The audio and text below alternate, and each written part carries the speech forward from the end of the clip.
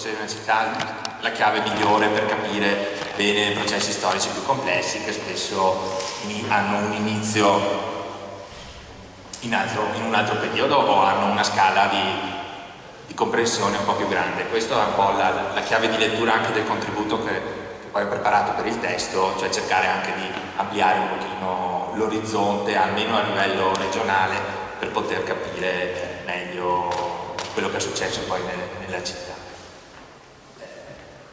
Chiara dimostrazione di questo è proprio il nostro punto di partenza, cioè non siamo neanche nell'800, siamo 3 anni prima, e c'è un cambiamento epocale per tutto il Veneto, non solo per il nostro territorio, cioè la fine di un'era, la fine della Repubblica di Venezia, quindi di un dominio plurisecolare su questo territorio, che comporta dei cambiamenti epocali, non solo per questioni appunto di cambio di regime politico, ma perché si può dire finiscono molti aspetti a livello politico e sociale quasi più vicini al Medioevo che non all'età moderna, e sarà proprio l'arrivo dei francesi a portare questa modernità dei francesi e degli austriaci. Questa modernità va intesa come progresso scientifico, tecnologico, semplicemente, cosa che avverrà più in là nel secolo, ma modernità di istituti giuridici, di un concetto amministrativo,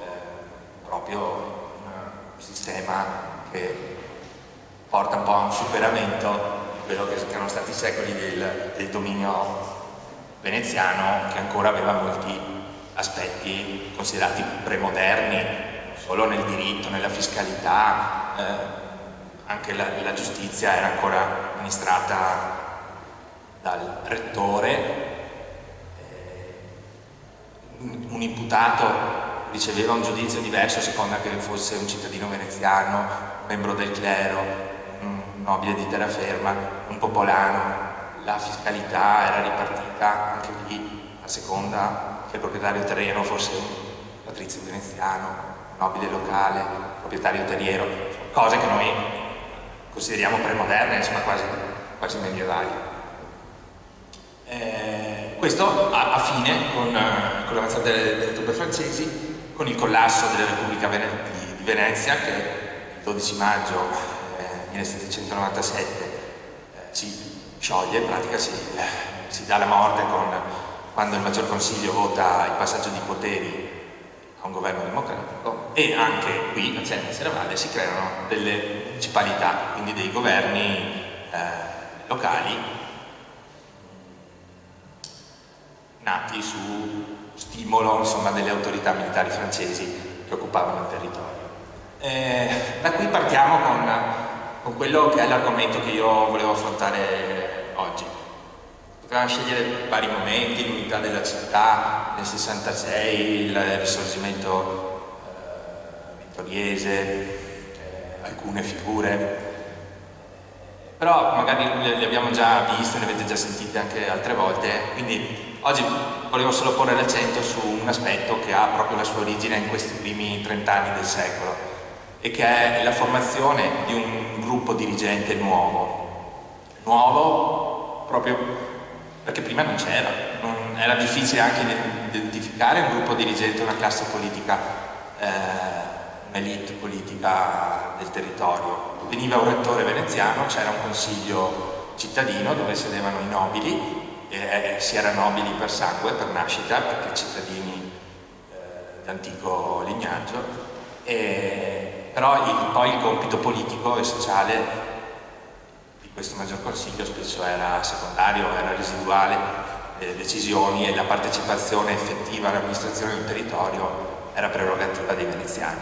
Il Consiglio poteva decidere su questioni un po' minori o per questioni per loro importanti, cioè per esempio il riparto della tassazione. Le municipalità la nascita delle municipalità è un primo momento in cui possiamo vedere degli elementi di novità. Tanti filofrancesi, giacobini, democratici, chiamiamoli così, in Veneto non ce n'erano. Spesso le municipalità erano dei consigli con un nuovo nome, riciclavano quelle persone lì, ma spesso invece c'erano anche delle interessanti novità, ed è il primo nucleo che nel corso del secolo andrà a costituire questa nuova classe dirigente.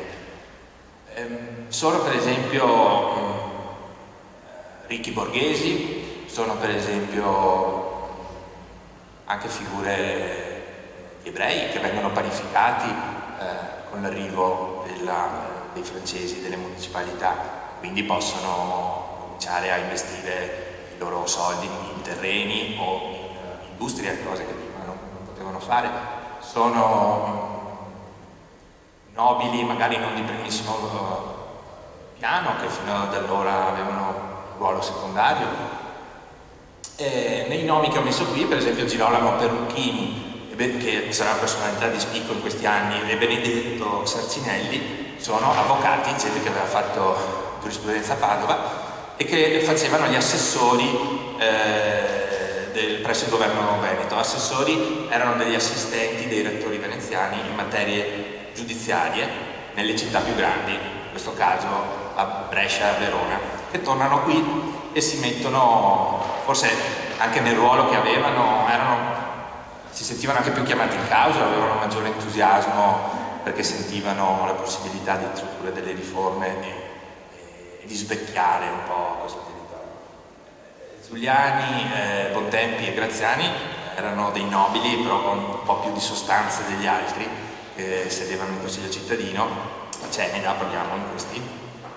Pietro Guerrini invece era l'agente della famiglia Canal, patrizi veneziani, che avevano terre e patrimonio qua, quindi era una sorta di amministratore delegato dei beni dei veneziani, questa famiglia veneziana nel Cenedese.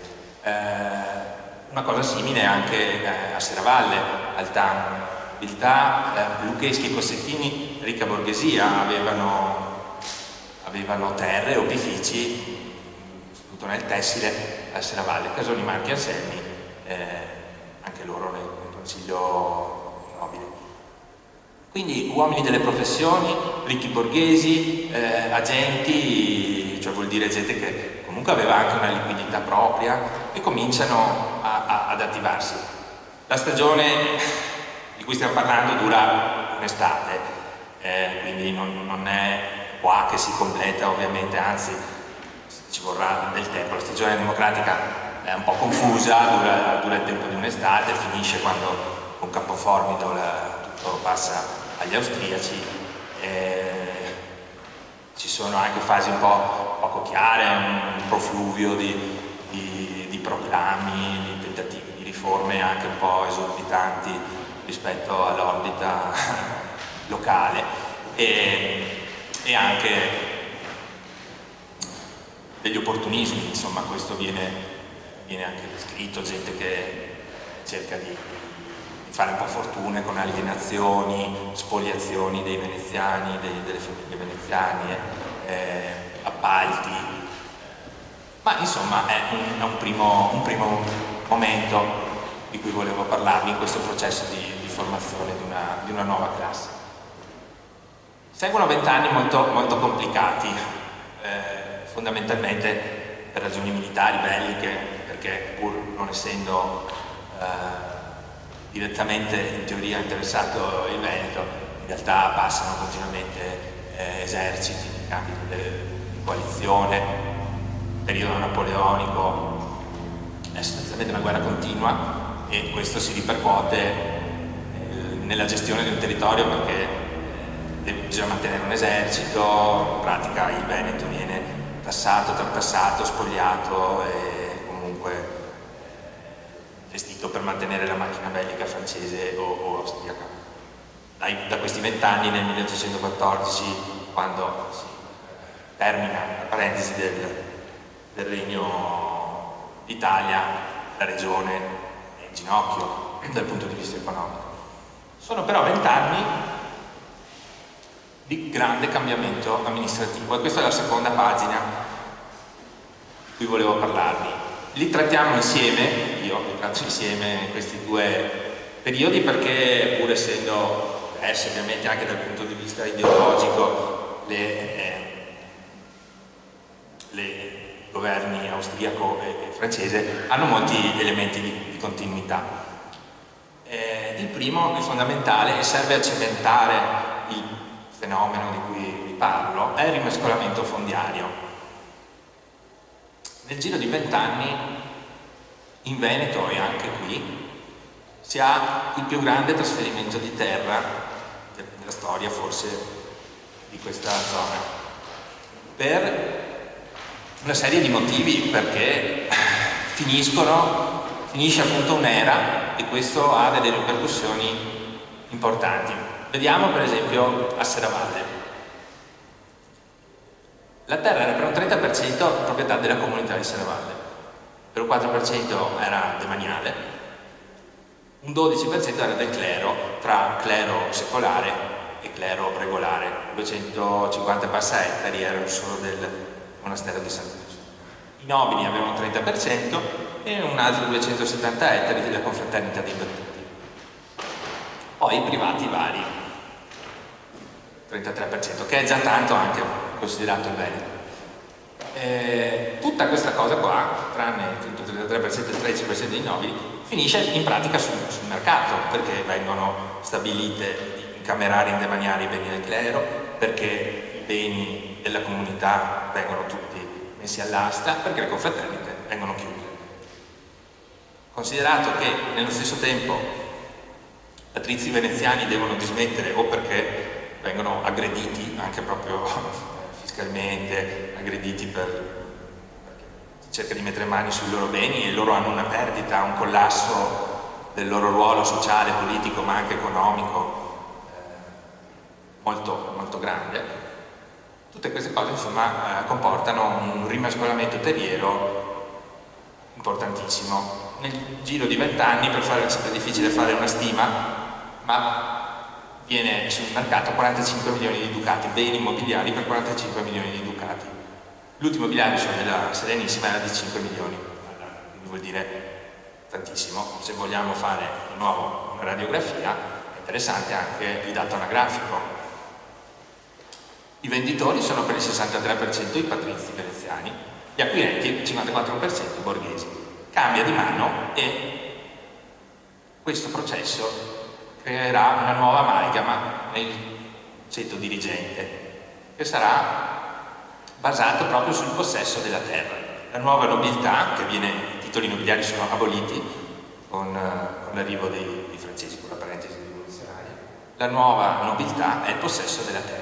Sul possesso della terra si gioca il ruolo politico di tutto l'Ottocento, si votava o si poteva essere eletti a seconda della terra, se si possedeva della terra. Quindi inizia qui, in maniera ancora più consistente, la creazione di un nuovo notabilato in sostituzione del precedente.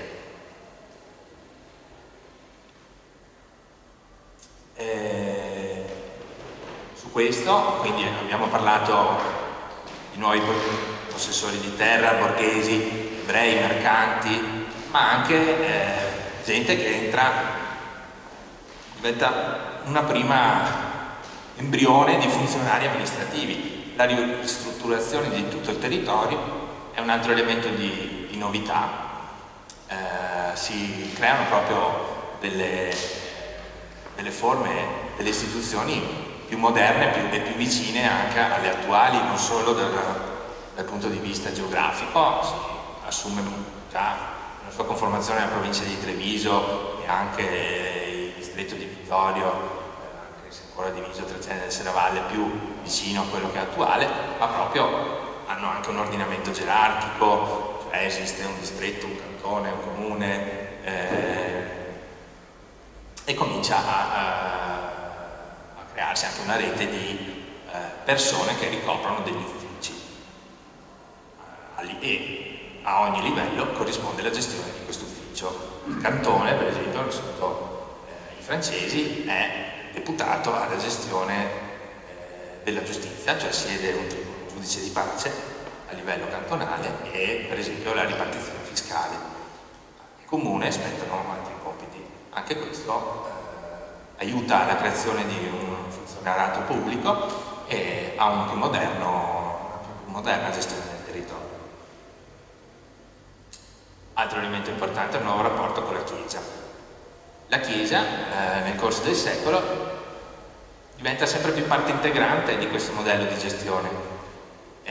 Gli esordi sono un po' difficili perché il primo rapporto è anche lì una sorta di aggressione ai beni e anche ai rapporti proprio. Pensiamo che i vescovi a un certo punto sono soggetti a, se non alla nomina, almeno al placet del potere politico. Anche le loro lettere pastorali sono sottoposte a censura, vengono un po' toccate tutte le monasteri, o che vengono chiusi o vengono requisiti i terreni, vengono anche un po' ridisegnate le parrocchie, però nel complesso viene sempre di più integrata la struttura ecclesiastica nei meccanismi di gestione del territorio. Spesso al parroco cominciano a essere affidati ruoli nel mantenimento dei registri civili, dell'anagrafe, ma è spesso il parroco a cui viene demandata l'istruzione dei più piccoli,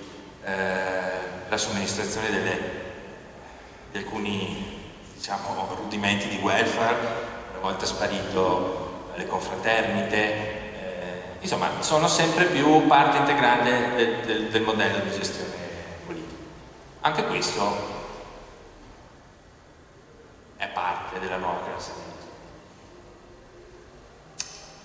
Siamo nella parentesi successiva, che è quella del Lombardo-Veneto, una lunga parentesi, e qui vediamo già l'evolversi di questo processo di formazione di classe politica.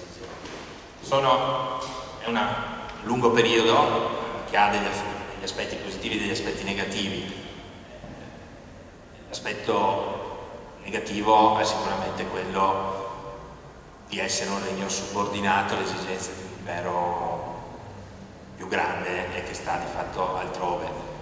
Lo si capisce da un prelievo fiscale molto più alto del resto dell'impero, dalla marginalità politica, non c'è nessun tipo di rappresentanza a livello di Vienna, insomma, degli interessi o della classe dirigente locale, che resta slegata, e dalla subordinazione economica, che tende, sia per quanto riguarda l'industria che l'agricoltura, a premiare o almeno a non disturbare i principali interessi dell'industria boema o del mercato. Però ha anche degli aspetti positivi. Parte di questo prelievo è reimpiegata proprio qui da noi, una politica di investimenti in opere strutturali è sicuramente molto significativa e trova giovamento da una stabilità piuttosto lunga, perché il periodo di pace dopo il congresso di Vienna regala, insomma, a tutta l'Europa e anche a noi molti vari decenni. È proprio sotto gli austriaci, subito, insomma, tra il 1817 fino al 48 in pratica, e per esempio viene realizzata tutta la rete stradale importante in tutte le direzioni, la Bisina e le strade d'Allemagna, arriva dei mulini, e anche in direzione est-ovest, sia verso la vallata che verso il Livello. Tutte queste cose, opere molto importanti e rilevanti, che anche queste contribuiscono a specchiare il territorio e a legarlo col resto della regione. Il fatto, per esempio, che una lettera da Serravalle a Venezia potesse arrivare in 24 ore, oggi sembra, forse non siamo più capaci noi oggi, ma insomma, per l'epoca era una cosa, un privilegio, che a volte capitali di piccoli regni non avevano. Insomma, a Torino ci metteva di più per arrivare.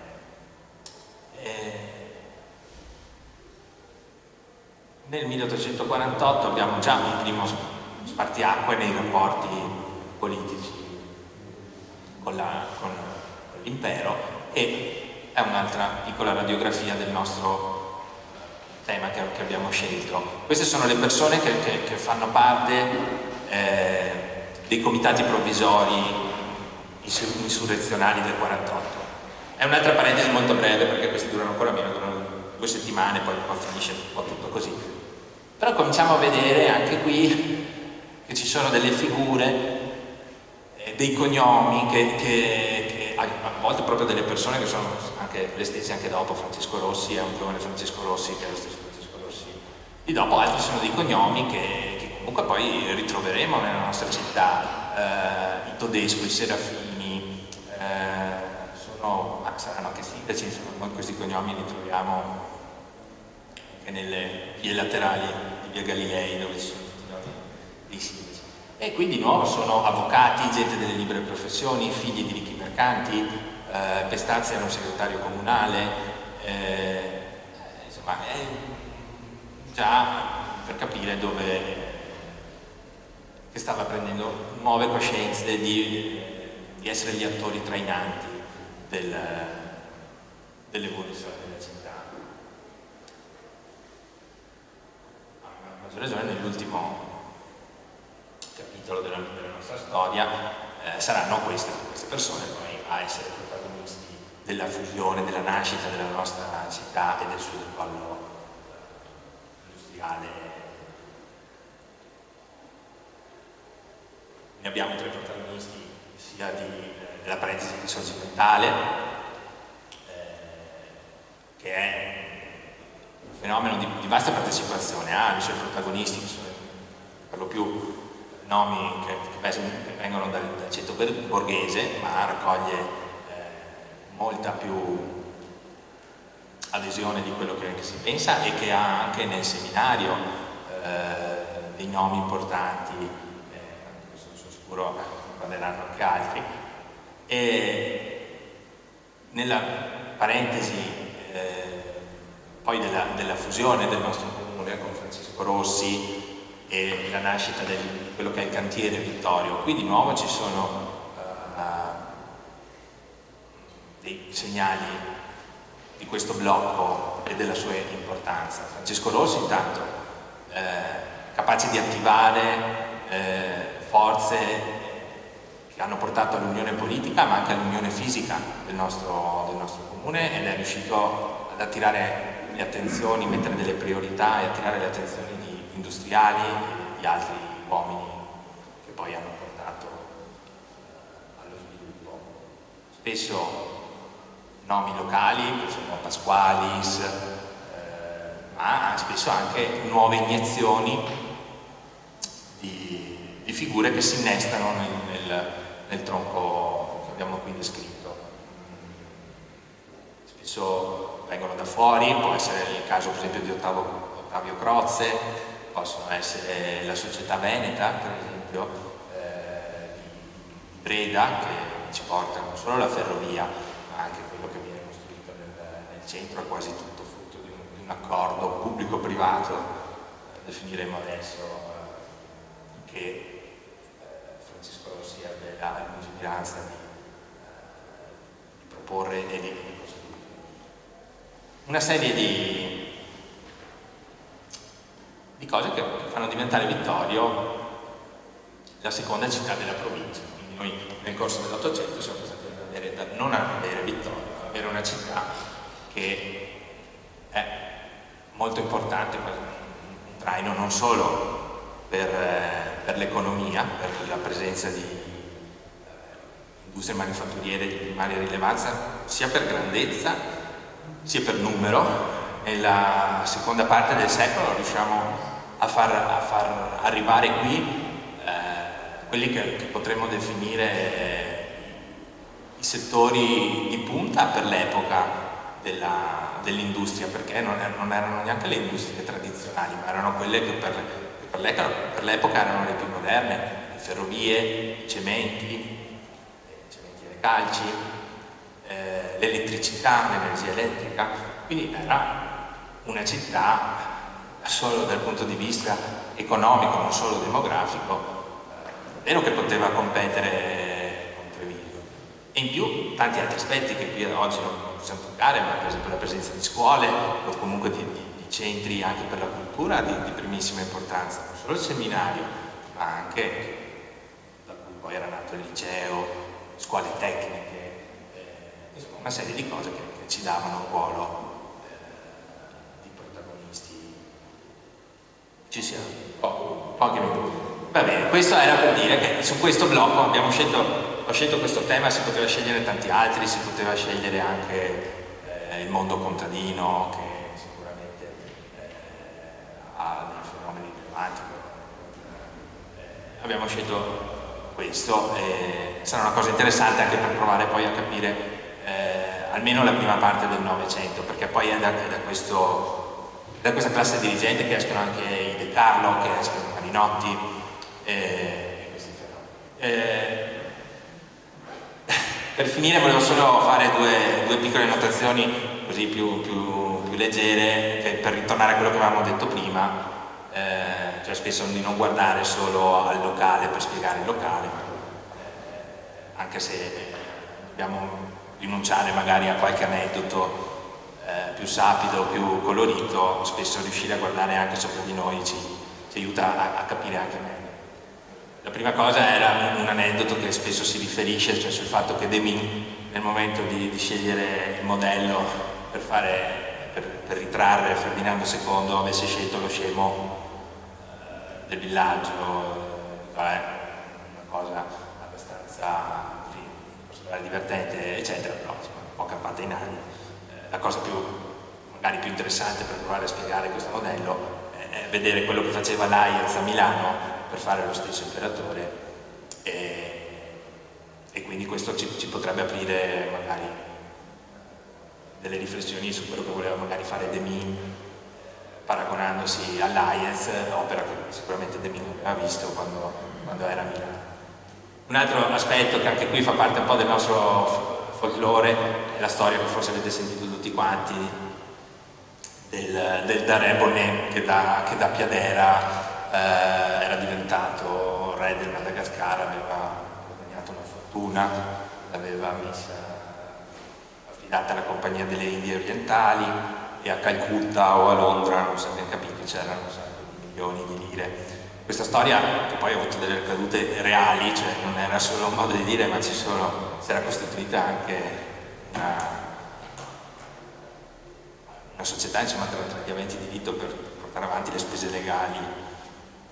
E, insomma, sembra quanto di più pittoresco e locale si possa immaginare. In realtà non era proprio una roba di qui. Io ho messo uno stralcio, questo era una cosa in Gazzetta Ufficiale che il Ministero degli Affari Esteri diceva da vari giornali italiani, continuate con questo, qui siamo ormai nel 25 quando scrivono questo, anzi nel 1903, dice guardate che abbiamo già fatto delle indagini, fatela un po' finita, ma nei giornali continuavano a uscire queste notizie qui, si mena grandissimo rumore, che c'è un'eredità di questo Bonnet.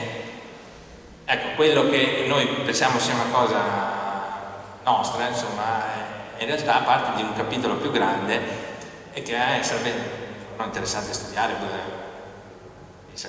spunto. Però insomma, questo stesso stralcio di articolo nel giro di 20 anni dalla mia sommaria ricostruzione è uscito a Palermo, a Milano nel 1929, a Venezia, a Firenze, Gazzetta Piemontese, Gazzetta di Parma, Gazzetta di Genova, fino ad arrivare addirittura l'ultima volta che è comparso, siamo ancora nel 1925, cioè è 100 anni che gira questa cosa qui, e c'è almeno 6 filoni di Bonnet del Madagascar, a Pinerolo, in Sicilia, anche in Catalogna e un po' dappertutto. Quindi è una sorta di, penso, un po' leggenda metropolitana, un po' forse anche truffa dietro, che è interessante e anche qua ci rimette come parte di un quadro più ampio. Insomma.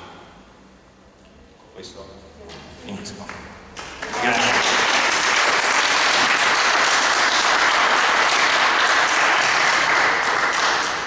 Grazie, invito allora il dottor Livio Camerlotto, ci parlerà della diocesi di Cella. Naturalmente voi sapete che l'abbiamo divisa in due. Allora la prima parte dalle origini fino al Settecento l'aveva trattata il dottor Tomasi. Il dottor Camerlotto adesso farà 7, 800 e 900.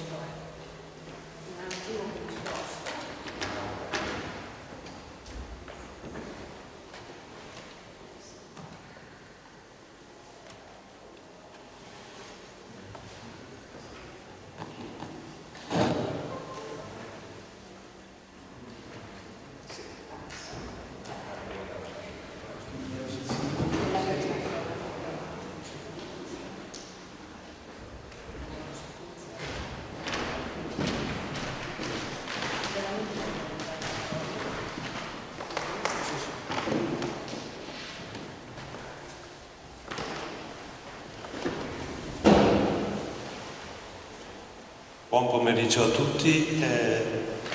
In realtà parto un attimo prima dell'Ottocento, perché alla morte del vescovo Lorenzo da Ponte succede quello che si era tentato ripetutamente di fare, cioè di togliere il potere temporale dei vescovi di Ceneda. E cosa succede? Succede che il 14 dicembre 1769 il Maggior Consiglio di Venezia decide appunto che il vescovo di Ceneda non ha potere temporale sulla contea di Ceneda. E naturalmente, perché avvenga questo, ci sono delle circostanze storiche e anche delle opportunità. Nel senso che chiaramente è successo dopo la morte di un vescovo come Lorenzo da Ponte, che è stato vescovo per molti anni. Poi chiaramente si è cercato di mettersi nelle condizioni perché il progetto andasse in porto. Quindi si è nominato vescovo Gian Agostino Gradenigo, che era un monaco benedettino e che di fatto ha fatto un'opposizione molto blanda, e poi vi spiegherò perché. Il segno di questo cambiamento, e qui nella relazione di questa sera vorrei fare con voi un viaggio, diciamo, nei luoghi di Vittorio, per capire come la storia della diocesi abbia in qualche modo inciso sugli edifici, sui luoghi della città. Se voi andate in castello, all'ingresso a sinistra trovate il Leone di San Marco, che prima non c'era. Quindi la Serenissima dice: da questo momento comando io, e ci appone il suo sigillo, che è il leone. Quindi in casa del vescovo di Ceneda. Quindi, e qualche mese dopo, Gradenigo può entrare nel castello, che continua ad essere la residenza vescovile. Monaco benedettino, molto mite, vescovo di Chioggia. Vi ricordo che il vescovo di Chioggia era indicato dal Serenissima e avallato poi dal Papa. Quindi non poteva mettersi contro chi l'aveva messo nominato a Chioggia. Difatti lui fa un'opposizione blanda, ma muore pochi anni dopo, nel 74. Lo vedete con in mano il libro perché lui era un bibliotecario, un archivista, ha scritto dei libri sulla storia di Chioggia, sulle monete, eccetera. Il suo archivio è nella biblioteca Correo, la biblioteca del Museo Correo a Venezia. E quindi i vescovi hanno continuato a vivere, ad abitare nel castello di San Martino con un'unica eccezione: Corradino Maria Cavriani. Perché? Perché nel frattempo, al suo arrivo, nel 1871, il castello era stato demaniato, era passato di proprietà dello Stato. Quindi lui si trovava senza abitazione. Siccome lui era marchese, mantovano, lui acquista il Palazzo Zuliani, l'attuale sede della Curia, che all'epoca era appunto un palazzo privato, lo acquista con i suoi soldi e lo praticamente va ad abitare lì.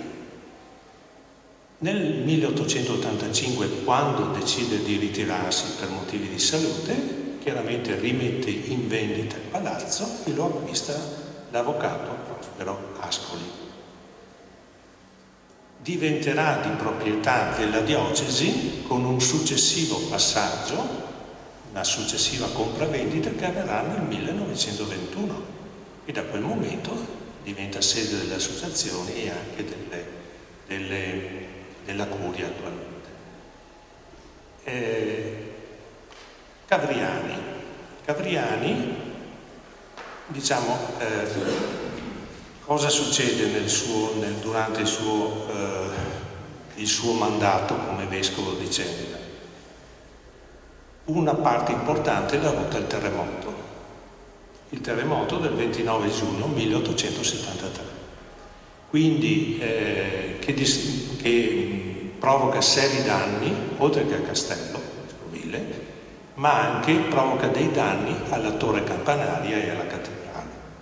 Quindi si provvede a ripristinare la torre campanaria, però i fondi non bastano e a un certo punto si trova nella necessità di dare l'assenso alla vendita della pala, l'incoronazione della Vergine in Paradiso, tradizionalmente attribuita a Jacobello del Fiore, che era nella cattedrale. In realtà recentemente viene attribuita al figlio adottivo Ercole del Fiore, per cui noi, chiaramente essendo stata venduta, adesso la possiamo ammirare alle gallerie dell'Accademia. Questa, se voi vedete in basso, era stata commissionata dal vescovo Antonio Correr nel 1436, quindi era stata fatta proprio ad hoc per il vescovo di Ceneda. Quindi un patrimonio importante che attualmente si trova altrove. E qui passiamo sempre in castello per capire come mai è ritornato poi ad essere residenza vescovile dopo, vi ho accennato, il discorso dell'incameramento da parte del demanio, il quale aveva tentato varie volte di venderlo senza successo, in più era stato molto lesionato con il terremoto di cui vi dicevo, per cui alla fine lo Stato decide di restituirlo al vescovo. Il vescovo nel frattempo era diventato Brandolini, Sigismondo Brandolini, che impiega i suoi beni, parte dei suoi beni, per restaurarlo e quindi ritorna ad abitare nel castello di San Martino. E qui vedete che il castello di San Martino, nella dizione comune dei vittoriesi, continua tuttora ad essere il castello del vescovo, celebrato anche in poesia in questa cartolina da Cesare Ugo Posocco. Brandolini è un vescovo molto importante per la diocesi, perché è l'ultimo vescovo di una lunga serie che è un patrizio veneto, è di origine nobiliare. Dopo di lui non ci sarà più nessuno che di origine patrizia o nobiliare, però è stato anche il vescovo che, pur avendo questa formazione, sua madre era una Grimani, per dire, quindi con ascendenze dogali, insomma, è stato capace di traghettare la diocesi veramente in un mondo nuovo. E qui vi porto ad esempio, come esempio, ma non è l'unico chiaramente, lo statuto della Società Operaia Femminile Democratico-Cristiana di Mutuo Soccorso di Ceneda, la quale all'articolo 1 dice: è costituita in Ceneda, Vittorio, una società operaia femminile democratico-cristiana di mutuo soccorso. Articolo 2. Suo primo scopo è dare alle socie un sussidio giornaliero in caso di malattia. Pagina successiva, visto e approvato, Ceneda, 30 aprile 1902, Sigismondo Vescovo.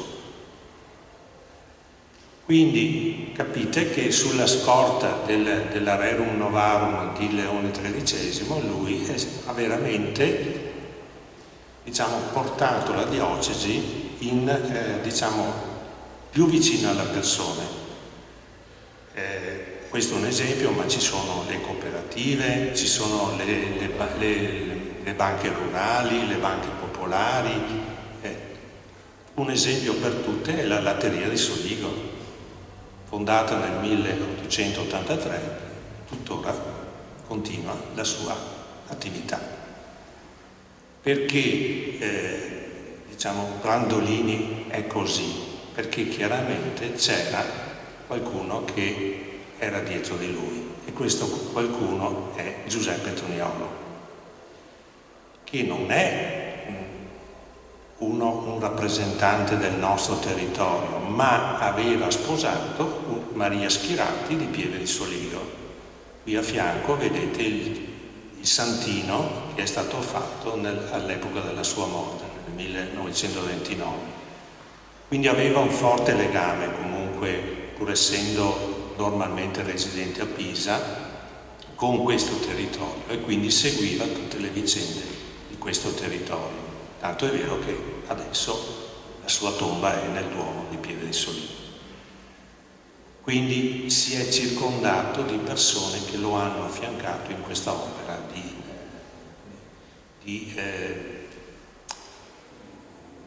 di recupero del valore pastorale appunto del vescovo Brandolino. Quindi già nel 1901 noi vediamo il castello che è residenza vescovile, la Villa Ascoli, proprio perché era di proprietà dell'avvocato Ascoli, però il castello non è come lo vediamo oggi. Lo vedete nella parte che si rivolge verso Ceneda, era molto diverso da come lo vediamo oggi. Perché? Perché tutti gli interventi che voi, per come lo vediamo attualmente, soprattutto nella parte appunto verso sud, sono opera di Giuseppe Zaffonato, che diciamo, oltre che essere intervenuto sul castello con la ristrutturazione della casa esercizi, che adesso si chiama Casa di Spiritualità San Martino, è intervenuto anche sul seminario, oltre che su tante altre opere nella diocesi. Questa foto degli anni 60 chiaramente è molto diversa da quella precedente in cui si vedeva il palazzo Ascoli, insomma, con via Pretorio, che non aveva tutti i condomini che si vedono in questa foto, in questa cartolina. Adesso arriviamo alla cattedrale. In questa immagine di inizio secolo, voi vedete che la facciata della cattedrale era grezza, non era come la vediamo attualmente. Qui ho messo la foto del vescovo Jacopo Monico, perché che è stato vescovo per 5 anni, però ha avuto l'occasione di consacrare la cattedrale e l'ha consacrata nel 1824. Quindi la cattedrale era stata iniziata dal vescovo da Ponte, era stata aperta praticamente con il vescovo Gradenigo, ma di fatto è stata consacrata praticamente 50 anni dopo. E guarda caso Monico consacra anche il Duomo di Serravalle nel 1827, anche quello iniziato circa 60 anni prima. Quindi è passato questo, prima di diventare patriarca, ha consacrato i 2 edifici religiosi più importanti della città.